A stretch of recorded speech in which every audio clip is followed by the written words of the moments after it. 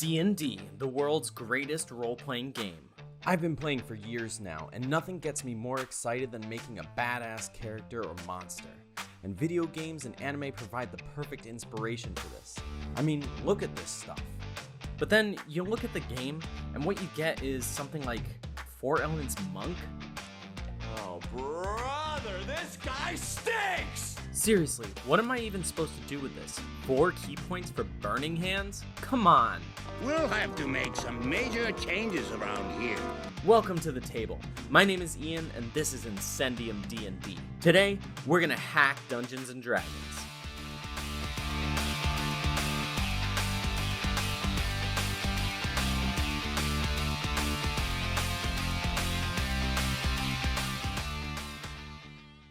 Dating back to 2007, the Creative Commons universe of the SCP Foundation catalogs a multitude of monsters, items, and phenomena which pose variable threats to human society. These anomalous objects are designated as SCPs and given a number which represents the order in which they are found.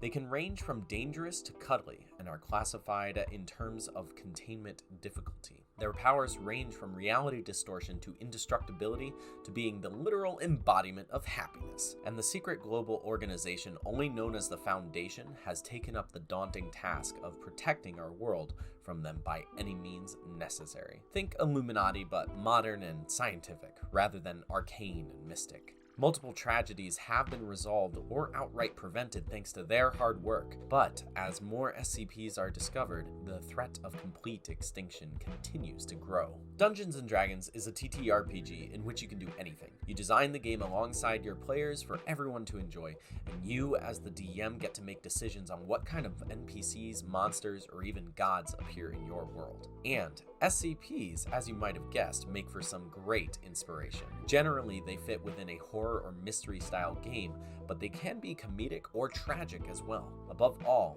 the sheer anomalousness of these creatures leaves room for a whole new world of storytelling in D&D. Statues which can break your neck in the blink of an eye. An old man who drags you into his pocket dimension to torture you with a series of mazes and visions. Giant reptiles made of hatred incarnate which cannot be killed. With a roster like this, it's no wonder that no matter where I look, I almost never find someone who's been willing to bring SCPs into their campaign. It goes without saying that an adventuring party would have more than enough trouble surviving such encounters, much less winning them. It's the kind of unwinnable scenario that a lot of players actively reject. I mean, how are a bunch of fantasy heroes supposed to take down some of the behemoths lurking in the SCP universe? It's impossible. I think we all know where this is going, so let's just skip to the end. Hello everyone, and welcome to the inaugural episode of D&D Hacks here on Incendium D&D. And today, we're going to break down how to convert one of these SCPs into a 5th edition Dungeons & Dragons monster. Roll the footage. Alright, we're gonna make it. We're gonna make it. Oh, look at it. Oh my god. Yo. God, look at him. Ah, it's gross. Oh, man. Sucks to be that guy. In this video, we're going to work on making a viable stat block for SCP-939, the creature with many voices. Item number SCP-939 stands at 2.2 meters tall, their skin a blood red which glows slightly in the darkness. They walk on all 4 limbs, with sharp claws and a single opposable digit which can be used for climbing.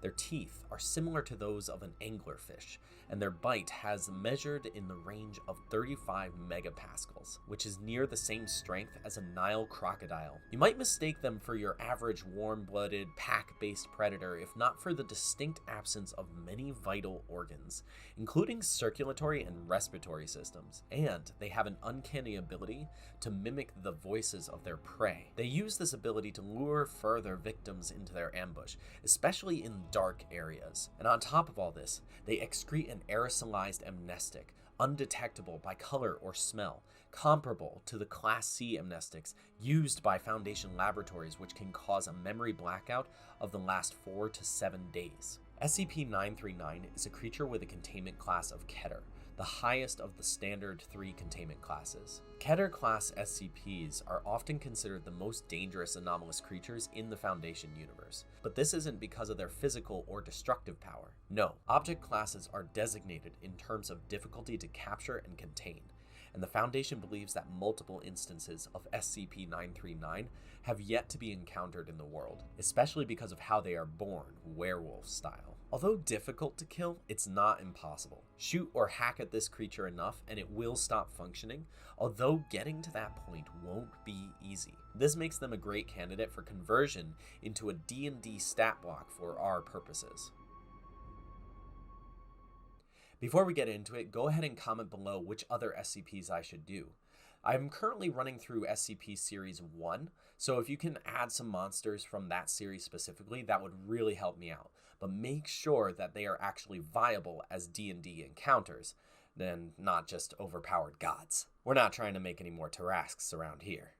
Any DM knows that making a compelling and balanced homebrew monster isn't easy.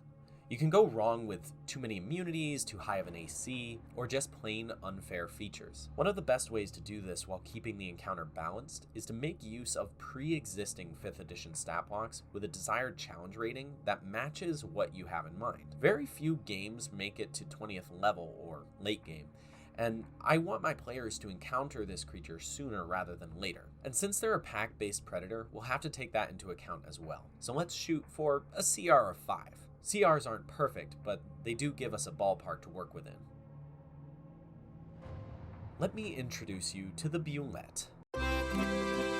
Bulettes have an AC of 17, HP of 94, and a speed of 40 with a 40-foot burrow speed as well. Their ability to leap from underground, chomp through a person, and burrow back down is infamous, like some sort of land-based killer whale. A single bite from a Bulette this way deals 6d6 plus 8 slashing and bludgeoning damage, and its basic attack deals a whopping 4d12. This is more than enough for any level 5 party of 4 to handle. More than this could create a very lethal encounter very quickly. I threw 2 of these at my players once and it was nearly a TPK.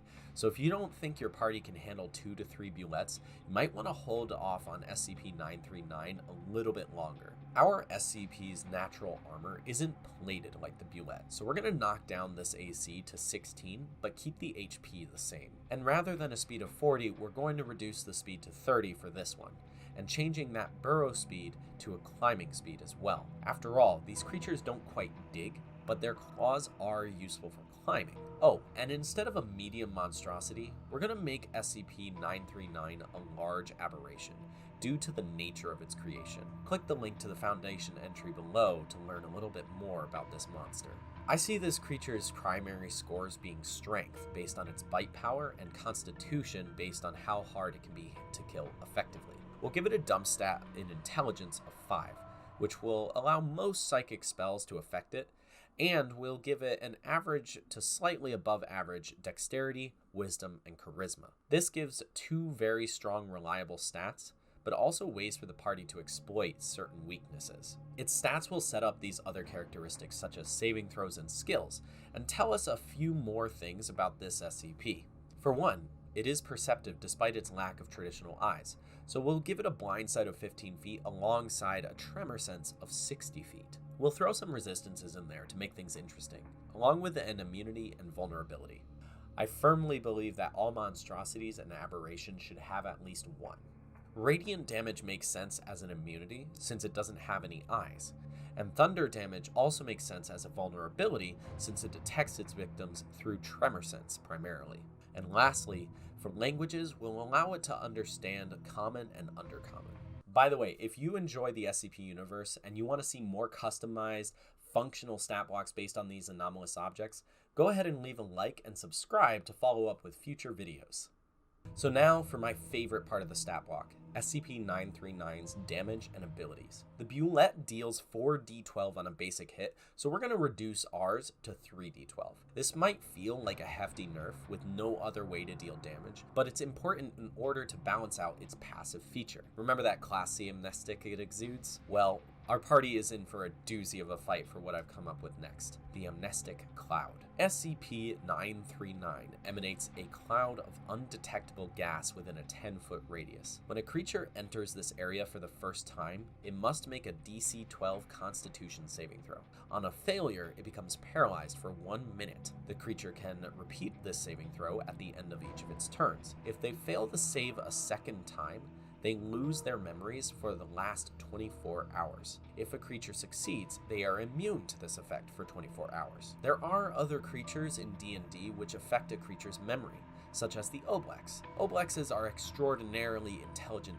oozes, created by mind flayers in Faerunian lore. They have the ability to mimic the bodies and personalities of their victims, creating a credible replica faintly smelling of sulfur. The Oblex's Eat Memories feature allows them to drain their victim's mind of memories and even skills. This hinders the player character's ability to make ability checks and attack rolls by 1d4, increasing up to the potency of 1d20, at which point the creature will fall unconscious. The Oblex, on the other hand, gains all of their proficiencies in languages, a very sizable buff to its already strong stat block. This feature is powerful to be sure, and Amnestic Cloud mimics its potency while maintaining a unique effect. Instead of draining the memories, the feature contains a paralysis condition, which synergizes well with 939's hunting tactics. Class C amnestics are nothing to be trifled with. Fortunately, a creature needs only stay away at least 10 feet from SCP-939 in order to avoid these effects, right? That's pretty easy to do with a short bow and some javelins, maybe some cantrips at the least. But before you think I'm overselling the stat block, let's look back to the beginning of the video. And they have an uncanny ability to mimic the voices of their prey. They use this ability to lure further victims into their ambush, especially in dark areas. Let's slap some mimicry on there with a few special changes. SCP-939 can mimic sounds it has heard, including voices. A creature that hears the sounds can tell they are imitations with a successful Wisdom Insight check, opposed by this creature's Charisma Deception check once within 60 feet of the creature. So what, I hear you cry? It doesn't even have that good of a Charisma Deception skill, and Wisdom Insight is one of the most common skills in the game. It'll never be able to fool a PC. But fooling the PC is only part of the puzzle.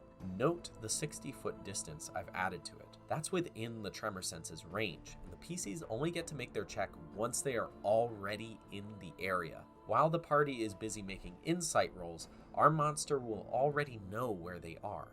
And in the darkness, which is this creature's preferred territory, even characters with dark vision will have disadvantage on seeing it approach. And by the time the characters even know how powerful this aberration is, they'll already be within range of the Amnestic Cloud, and, well, even if some of them survive, they probably won't remember it to tell the tale. So what do you think?